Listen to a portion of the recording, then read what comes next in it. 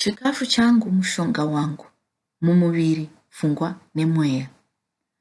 Kare ndaidya zvisina kundinakira utano wangu. Zvine mafuta akawanda zvakangosanganawo nezvimwe zvakaipa. Ndakange ndisina basa nemuviri wangu.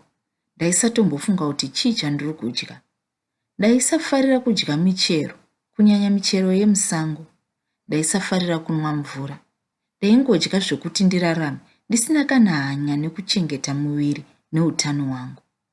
Mugore ra2015 ndakazvara mwana akafa. Ndipo pandakatanga kuita tsvakiridzo yekuti chii chaizvo chainge chaitika kuti ndirasikirwe nemwana. Ndakatoona kuti zvimwe zvacho zvaiburikidza nechikafu chandaidya nguva yandaive ndakazvitakura. Ndakaona kuti zvaunodya ndizvo zvinokupa upenyu.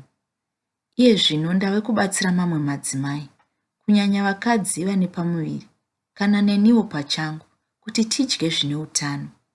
Kudya zvokudya zvakanakira utano, michero yemusango, mufushwa, matowe, nhunguru, tsambatsi, kuti miviri yedu ive neutano hwakanaka.